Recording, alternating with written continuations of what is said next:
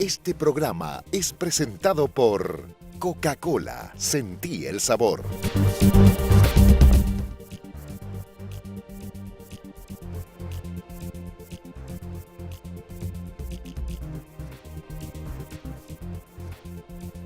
Buenas noches, bienvenido a una nueva emisión de MF en Pro. Soy Víctor Gauto cubriéndole a Manuel Ferreira, quien volverá con nosotros la semana que viene. Hoy tenemos un programa sobre el proyecto del presupuesto 2018 que recientemente se presentó al Congreso. Estamos en un año especial, es un año electoral durante el cual los procesos políticos se intensifican y tienen impactos importantes en la asignación de gasto del gobierno. Quédense con nosotros para ver la presentación del programa.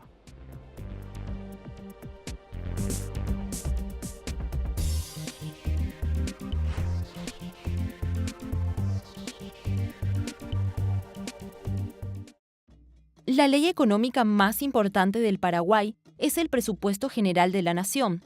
El artículo 5 de la ley número 1535 de la Administración Financiera lo define como el instrumento de asignación de recursos financieros para el cumplimiento de las políticas y los objetivos estatales. En la misma normativa, se especifica que el PGN constituye la expresión financiera del plan de trabajo anual de los organismos y entidades del Estado, donde se prevé la cantidad y el origen de los ingresos, así como el monto de los gastos autorizados y los mecanismos de financiamiento.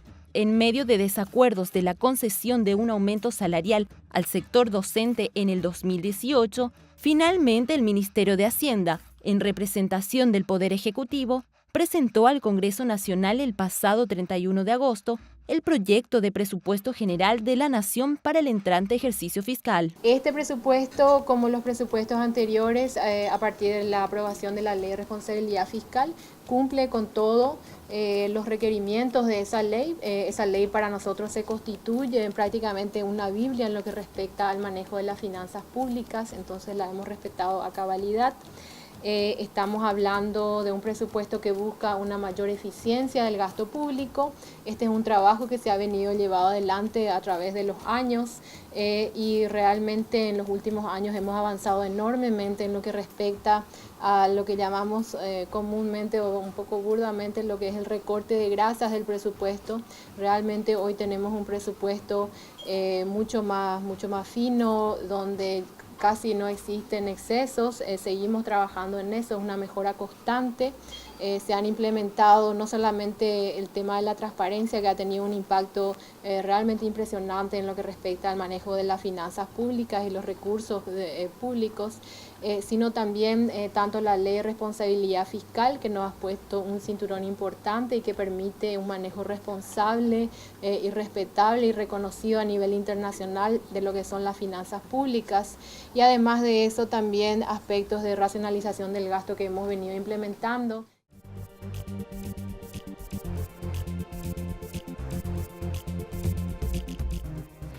Acá vamos a empezar a mirar el proyecto de ley del presupuesto en más detalle. Algunos datos interesantes, pero antes de entrar en los números concretos que tenemos del presupuesto, veamos qué es el presupuesto. El presupuesto es prácticamente la ley más importante que se promulga todos los años en muchos países y estados en el mundo. El presupuesto es una herramienta de gestión. Con esta herramienta, el Estado puede estimar cuántos serán sus ingresos y asignar a dónde se destinarán esos ingresos. ¿Qué va a priorizar en términos de gastos? Va a priorizar la salud, va a priorizar la educación, la inversión.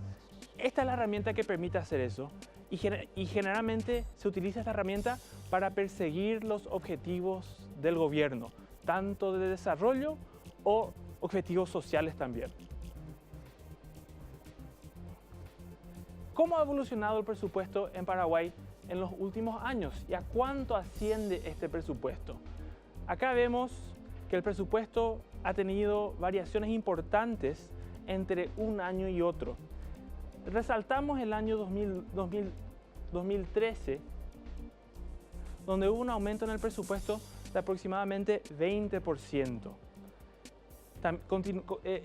Esas variaciones fueron menores posteriormente en 2014, bajando hasta 2%, y tuvimos una etapa de contención de crecimiento del presupuesto entre el 2015 y el 2016. En 2017 recordamos que el presupuesto promulgado era el vigente del 2016, que es el dato que estamos mostrando acá. Por lo tanto, el crecimiento del presupuesto es de 0%. El presupuesto que tenemos en 2018 asciende a aproximadamente 73 billones de guaraníes y con respecto a la versión aprobada y promulgada del 2017 representa un aumento de 10%.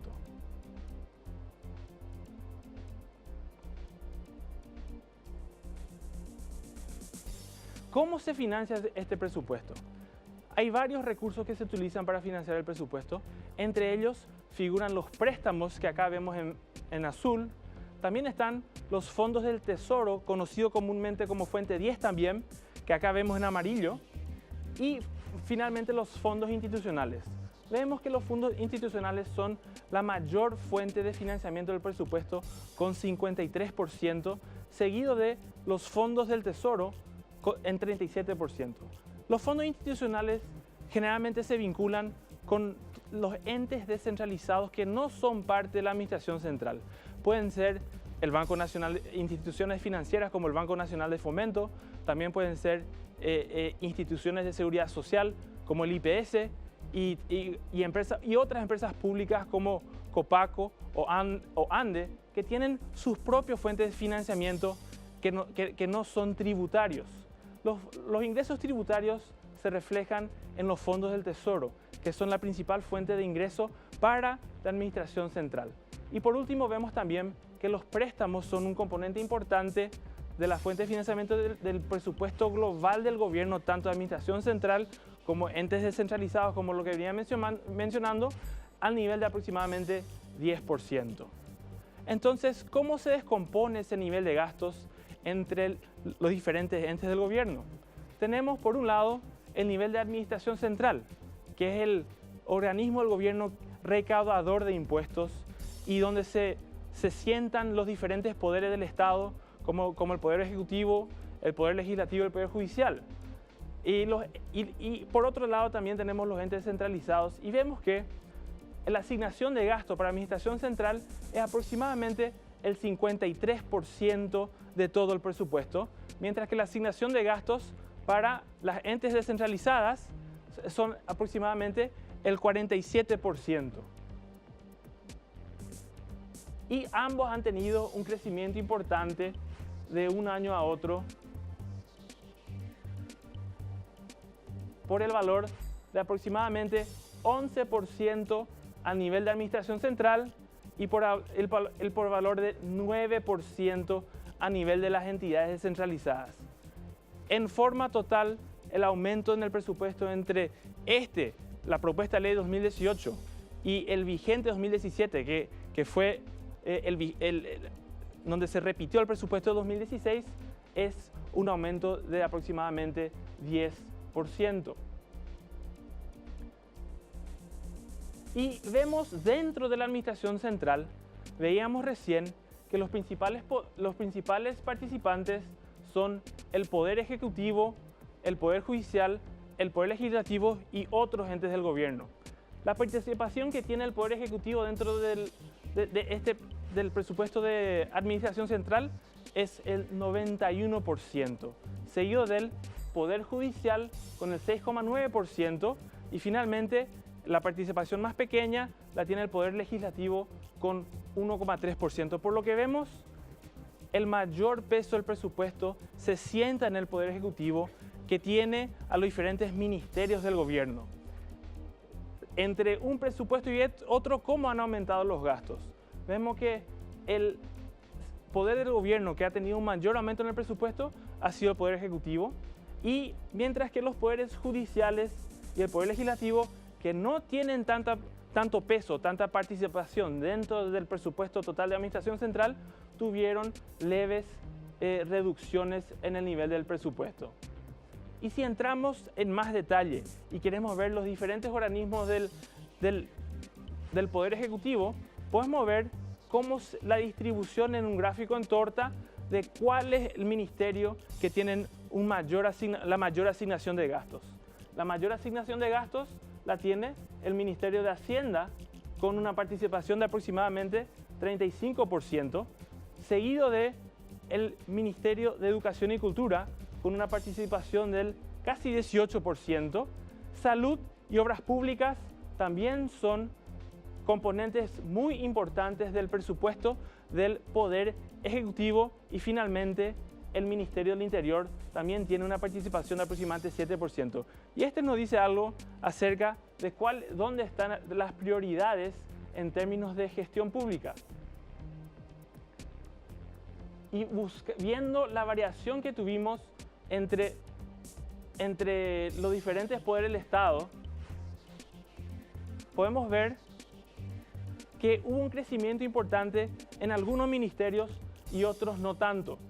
El ministerio con mayor crecimiento ha sido el Ministerio de Justicia, con un 57%, seguido con un crecimiento en el presupuesto del Ministerio del Trabajo del 33%.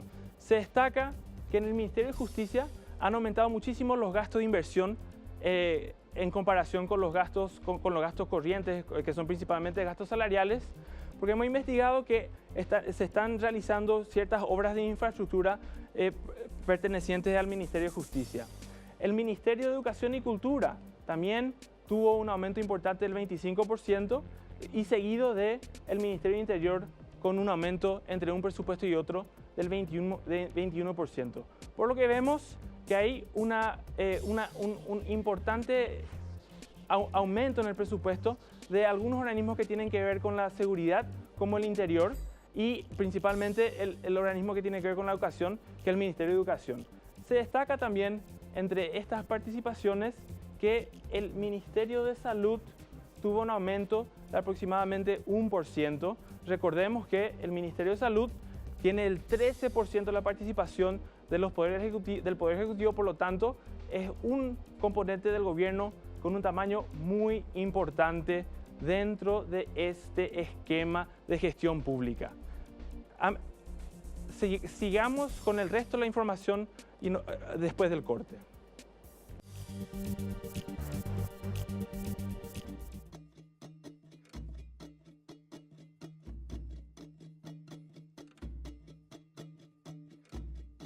Realmente nosotros estamos haciendo o avanzando en un proceso de sinceramiento del presupuesto. Si recuerdan, el año 2016 fue la primera vez en 10 años que habíamos presentado un proyecto de presupuesto al Congreso inferior a lo aprobado en el año 2015 y que tengamos los recursos suficientes para respaldar lo que se aprueba en el presupuesto.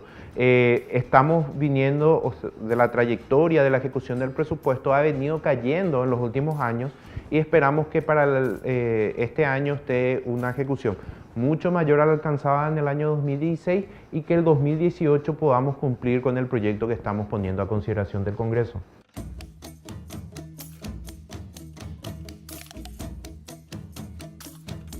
En cuanto a las inversiones, solamente para la administración central estamos previendo una ejecución o una programación, en este caso para el 2018, de más de 1.000 millones de guaraníes, 1.000 millones de dólares que están financiados con recursos tanto externos e internos, de colocación de bonos o algunos préstamos que tenemos con multilaterales, como así también con otros tipos de recursos que tiene disponible el Tesoro, como ser los recursos del FONACIDE y del Fondo para la Excelencia de la Educación.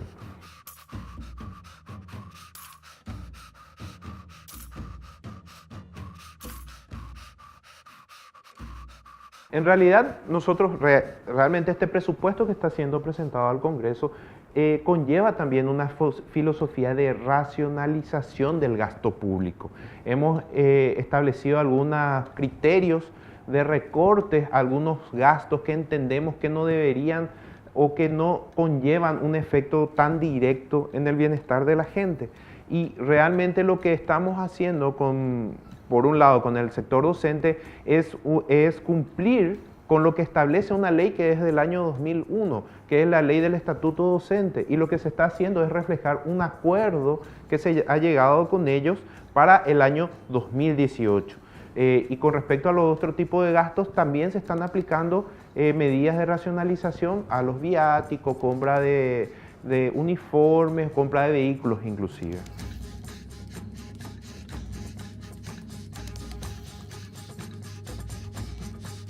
Para el aumento, no, realmente el aumento va a estar sostenido por el incremento que se espera que tengan los ingresos tributarios.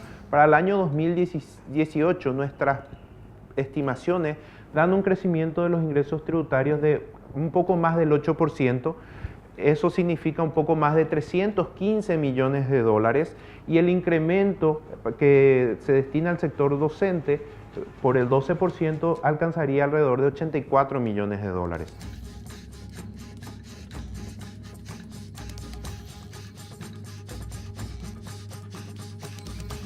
Nosotros entendemos que el resultado fiscal del 1,5, como hoy está reflejado en la norma de la Ley de Responsabilidad Fiscal, permite un escenario o permite una sostenibilidad de las finanzas públicas en el mediano y largo plazo. Y nosotros hacemos todos los años el esfuerzo tanto para calzar lo que es los requerimientos de inversión con el cumplimiento de ese tope del 1,5% en materia de resultado fiscal deficitario en el proyecto de presupuesto. Siguiendo con el análisis de los datos del presupuesto que preparamos, nos enfocamos en el Ministerio de Educación. El Ministerio de Educación recientemente fue objeto de un aumento de los niveles salariales propuesto por el propio Ministerio. Este aumento se refleja en un aumento de 25% en el valor del proyecto de ley, que aumenta de 4,9 billones de guaraníes a 6,2. Ahora, ¿cómo se descompone ese aumento? Los diferentes tipos de gastos son los gastos de capital y los gastos corrientes. Dentro de los gastos corrientes generalmente están remuneración a los funcionarios, por lo que el aumento del 12% que está incluido en el proyecto de ley estaría dentro del aumento de los gastos corrientes de aproximadamente 18%. Por otro lado, tenemos un aumento de los gastos de capital que estaría vinculado con infraestructura y equipamiento de aproximadamente 117% entre los dos presupuestos generales de la nación. Dentro de todo esto, ¿cuál es el saldo entre los ingresos y el gasto de la administración central? ¿Cuál es el monto del déficit? El déficit se estima en aproximadamente 475 millones de dólares y hay que financiar eso de alguna forma. ¿Con qué recursos cuenta el gobierno para financiar ese déficit? En el proyecto de ley se estipula la emisión de bonos del Tesoro por aproximadamente 600 millones de dólares. Eso va a ser uno de los recursos que se van a utilizar para financiar el déficit. El otro recurso con que cuenta, un recurso de financiamiento, es el préstamo de las multilaterales por alrededor de 335 millones de dólares. El total de recursos disponibles para financiar el déficit es de 935 millones de dólares, que es mucho mayor al nivel del déficit de 475 que se proyecta en la propuesta de ley. Por lo tanto, ¿a dónde se destina la diferencia o el saldo entre los recursos con que se dispone y el déficit proyectado? Una parte importante de esos 935 millones de dólares se destinarán al repago de deudas anteriores. Nos referimos a las amortizaciones de los créditos y quedaría un saldo neto de 160 millones de dólares luego de cumplir con todas estas obligaciones. Estamos hablando de aproximadamente en un aumento del nivel de la deuda de 640 millones de dólares. ¿Y cómo afecta eso la evolución de la deuda? ¿Cómo cambian los niveles de la deuda dada esta herramienta de gestión? Y vemos en el gráfico que los niveles de la deuda de administración central han ido en aumento gradual desde el 2014 hasta el 2017. Estamos viendo acá el eje del gobierno recaudador de impuestos, que es la gestión de la Administración Central, y no incluimos la capitalización del BCP, que es un arreglo contable que eventualmente no se llegaría a pagar. Entonces, con la gestión que vemos en el proyecto de ley y los números que vamos manejando, el ratio entre el nivel de la deuda de la Administración Central y el PIB viene en aumento desde 13% en 2014 hasta 17,4% en 2016, llegando a 18,3% en 2017. Con este nuevo aumento de la deuda de 635 millones de dólares, estimamos que el ratio entre la deuda de la Administración Central y el PIB en 2018 alcanzaría aproximadamente 19,8%. En cuanto a los gastos, observamos que también hay un tema que todavía no hemos destacado, que es lo que tiene que ver con la ejecución del presupuesto. De todo lo que se presupuesta de un año a otro, ¿cuánto se llega realmente a ejecutar? Las calificadoras de riesgo generalmente, cuando señalan algún tema en la gestión pública en Paraguay, suelen mencionar en forma reiterada que hay una cierta debilidad para la implementación de las políticas públicas. Creo que al mirar el nivel de ejecución con respecto a lo presupuestado, podemos ver esa diferencia importante. Desde el 2009 y el 2010, los niveles de gastos y presupuesto fueron muy similares uno al otro, pero a medida con el transcurrir de los años se acentuaron ciertas diferencias entre lo que se presupuestó para el año y lo ejecutado. En los últimos 5 años, el promedio de ejecución con respecto a lo presupuestado fue aproximadamente 80% a nivel de los gastos totales. Acá vemos el punto alto de 2013, también fue un año electoral donde se preparaba el proyecto de ley en el 2012 y se daban aumentos importantes en los niveles de gastos, al igual que el año anterior, el 2012. ¿Y cómo se descomponen estos gastos? Decíamos recientemente que habían 2 niveles de gastos. Uno son los gastos corrientes y otros son los gastos de capital. En esta lámina vemos la evolución de los gastos corrientes con respecto a lo presupuestado y lo ejecutado. Generalmente los gastos corrientes se refieren a salarios que deben ejecutarse necesariamente y por lo tanto los niveles de ejecución y presupuesto son mucho más parejos que los gastos totales. Generalmente alrededor del 90% de lo presupuestado en gastos corrientes es ejecutado y vemos eso tanto en los años 2012, 2013, 2014. En el año 2017 tenemos una diferencia importante. El valor que tenemos en 2017 es lo presupuestado para el año entero, mientras que el valor de ejecución son los datos que tenemos hasta julio al 2018. El presupuesto de gasto corriente muestra una disminución importante desde 5.420 mil millones de guaraníes a valores más cercanos a los 4.616. En términos de gastos de inversión, las diferencias se acentúan más. Hay mayores desafíos en cuanto a la gestión en términos de ejecutar los gastos de inversión y se destacan eso en la diferencia de las 2 barras que vemos entre los valores presupuestados y los valores ejecutados a lo largo de la historia entre 2014 y 2015. Acá es donde realmente se acentúa los problemas de capacidad de gestión o donde podría fortalecerse los niveles de gestión para alcanzar mayores niveles de ejecución en la inversión.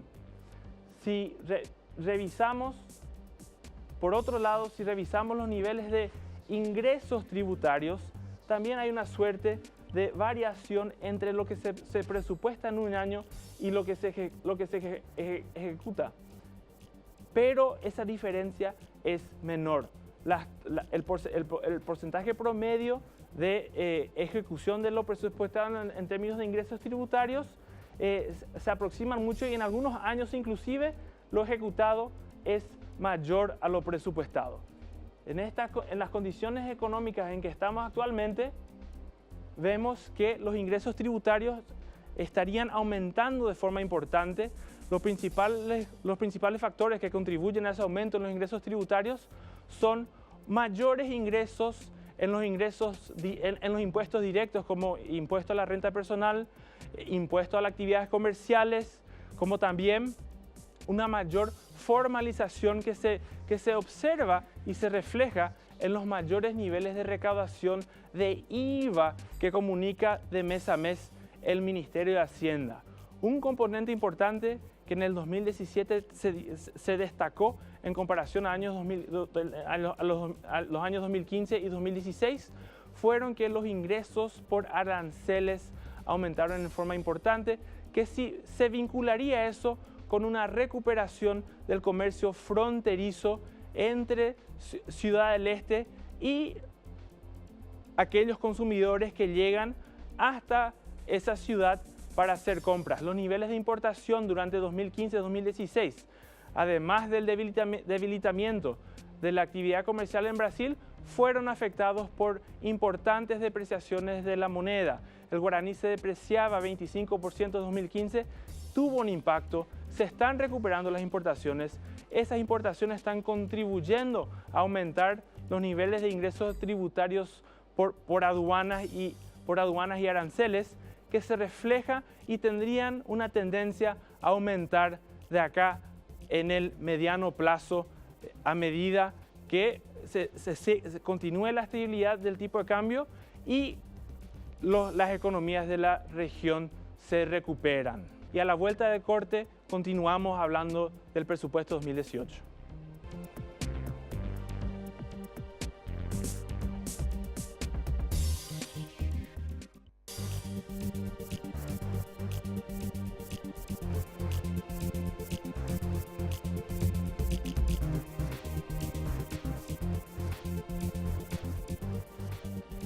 Hoy estamos en compañía con el señor César Barreto, ex ministro de Hacienda, que nos acompaña para hablar más sobre el presupuesto. Buenas noches, ¿cómo está? Buenas noches, un placer estar contigo. Muchas gracias por acompañarnos. Bueno, estamos en una época que estamos empezando de nuevo el proceso del estudio del presupuesto. Estamos hablando del presupuesto 2018 y tiene un condimento especial que es prácticamente el último año del gobierno y con el nuevo gobierno que entraría en el año entrante. Hay un aspecto del presupuesto con el cual me gustaría empezar, que tiene que ver con el gasto de educación. Escuchamos que hubo un aumento importante en los niveles salariales en gasto de educación. Y en Paraguay, el nivel de gasto de educación generalmente está alrededor de entre 4 y 5% del PIB. Y hay otros países desarrollados que también tienen niveles similares de gasto público en educación.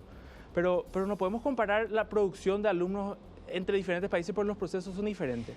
Yo tengo la impresión de que este aumento salarial es un aumento de recursos sin considerar con demasiado atención la calidad del gasto. ¿Qué le parece a usted el aumento del salario? Bueno, indudablemente que si uno le aumenta el salario a la misma gente, a los mismos maestros que están enseñando ya hace muchos años, ¿verdad?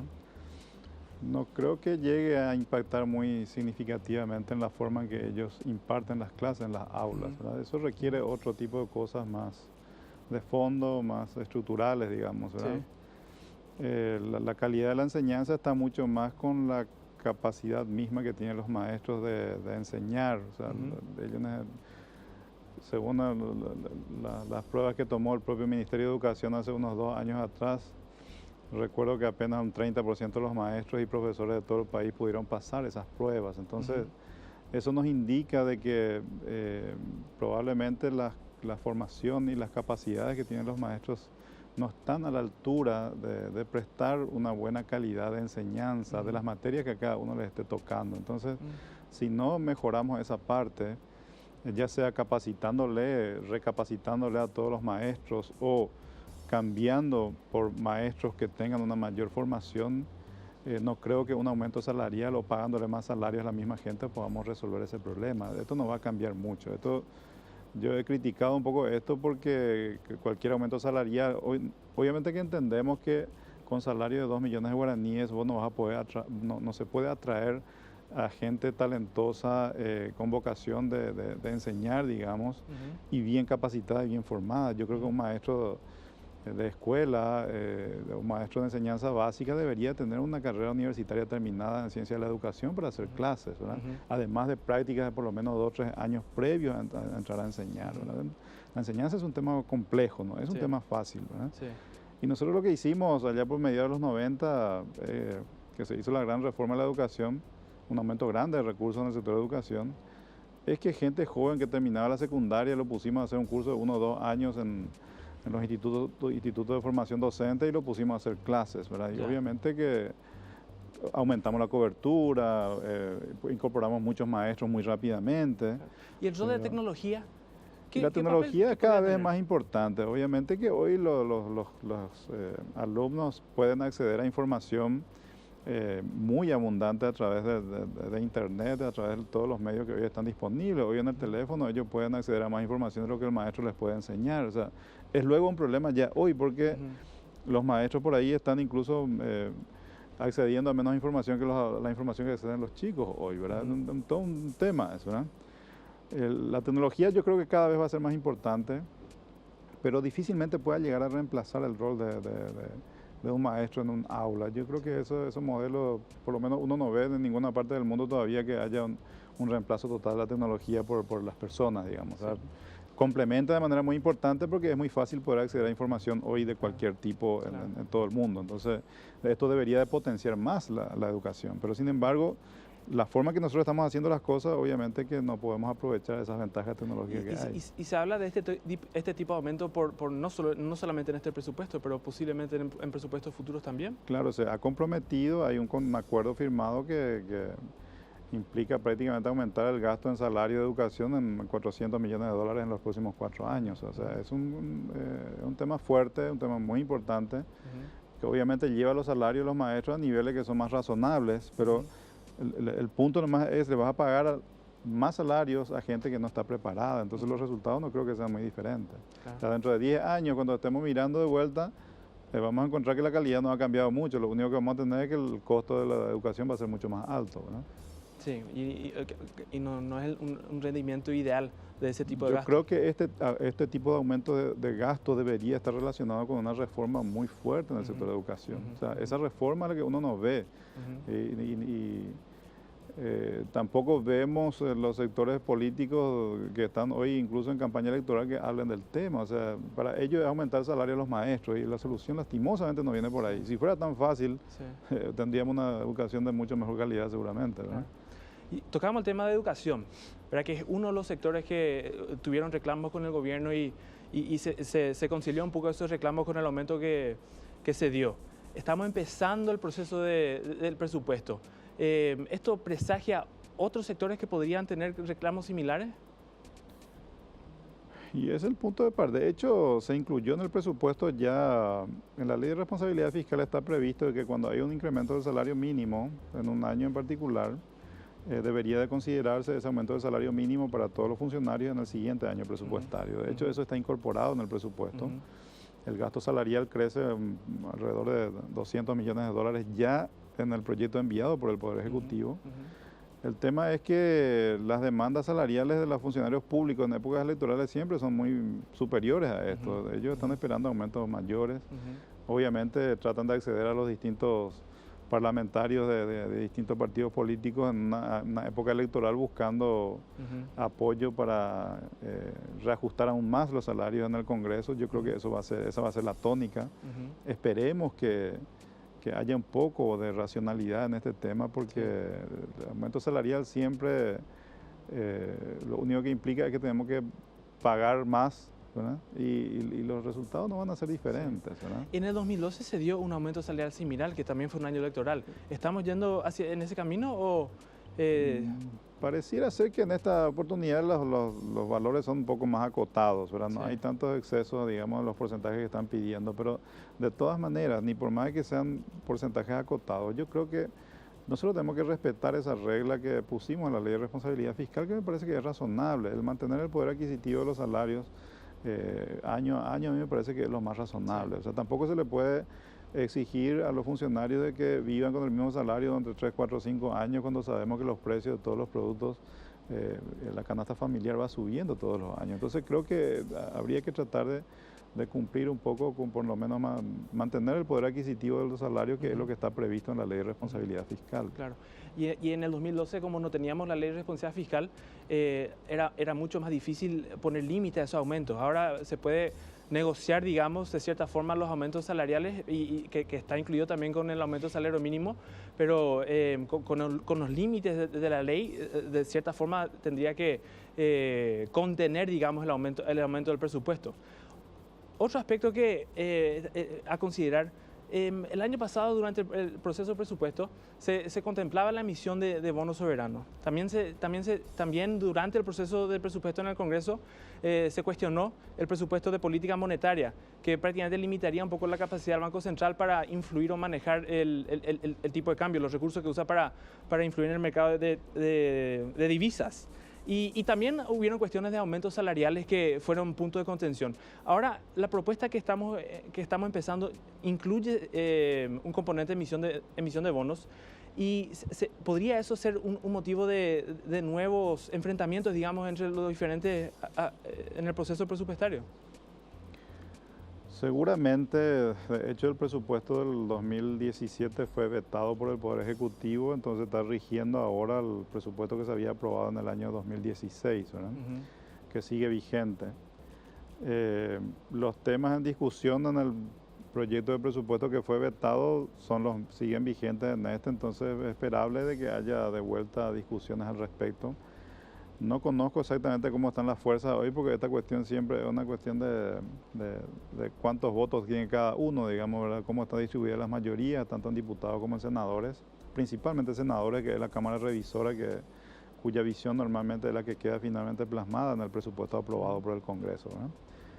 Pero seguro que va a haber discusión. Yo creo que hay que ser un poco razonable en las cosas. Yo creo que la emisión de bonos hoy, dentro del marco de la Ley de Responsabilidad Fiscal, me parece que es razonable todavía para estos años, ¿verdad? No podemos aplicar un freno tan fuerte a la inversión en obras de infraestructura cuando ya depende, prácticamente toda la inversión depende hoy de la emisión de bonos. Y yo lo único que pedí al gobierno en varias oportunidades y también le pido a los parlamentarios es que respeten el límite que está en la Ley de Responsabilidad Fiscal. Para eso lo hemos puesto, ¿verdad? Por una medida de prudencia de que la deuda no crezca a un ritmo tan acelerado. Y hay otro tema también que venimos viendo en varios años de presentación de proyectos de ley, es que el Poder Ejecutivo generalmente presenta un proyecto de ley que incluye un déficit en la gestión de administración central al límite de la Ley de Responsabilidad Fiscal, de 1,5. Esto parecería que le limita mucho el margen de maniobra al Congreso para velar por los intereses que ellos manejan. ¿Sería sostenible o sería factible que el Ejecutivo presente un presupuesto o un proyecto de ley que no llegue al límite de la Ley de Responsabilidad Fiscal, menos que 1,5 o pongamos 1%, ni siquiera un presupuesto equilibrado? Bueno, yo creo que el Poder Ejecutivo obviamente que envía un presupuesto que está al límite de lo que la ley le permite, en este caso del déficit fiscal. Todos sabemos que las necesidades en Paraguay son grandes en muchas áreas. La educación requiere más recursos, la salud requiere más recursos, la infraestructura requiere más recursos. O sea, recursos hacen falta porque las necesidades son grandes, ¿no? Por eso es que hay que ser muy disciplinado, porque si uno quiere atender nomás todas las necesidades, probablemente vamos a explotar, el presupuesto va a explotar en pocos años, ¿no? Creo que la aprobación de la Ley de Responsabilidad Fiscal allá por el año 2013 fue una medida acertada, correcta, prudente, para contener un poco básicamente el ritmo de endeudamiento del país, ¿verdad? Y creo que está funcionando relativamente bien, ¿verdad? Ahora, el Poder Ejecutivo obviamente que lleva al extremo del máximo que le permite la ley, Yo creo que el Congreso lo que puede hacer siempre es reasignar los recursos dentro de lo que está previsto ya en el presupuesto. Si es que estaba previsto, no sé, inversión en una ruta en un lugar determinado, bueno, vamos a hacer esta otra ruta que es el que tiene más mayoría en el Congreso. Con la fuente de financiamiento Con la fuente de garantizada. financiamiento que ya tiene, digamos, ¿verdad? Entonces, las reasignaciones siempre son posibles de que el Congreso los pueda realizar, ¿no? Y bueno, muchísimas gracias por compartir con nosotros esta noche. Escuchamos los principales desafíos que tenemos en este nuevo proceso presupuestario y seguimos con más.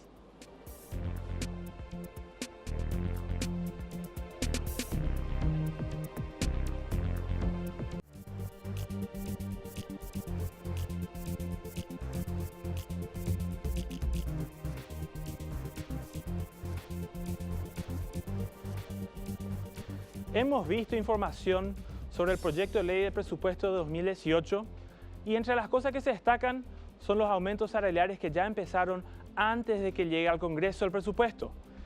También vemos que la política de endeudamiento del gobierno continúa y esto posiblemente continúe en un mediano plazo para seguir financiando los gastos obligados y los gastos de inversión público. Y por último, esperamos que durante este proceso de estudio del presupuesto 2018, en el Congreso y en el Poder Ejecutivo se prioricen los objetivos de desarrollo económico y social del país para el bien común antes que los intereses políticos y sectoriales. Muchas gracias y buenas noches.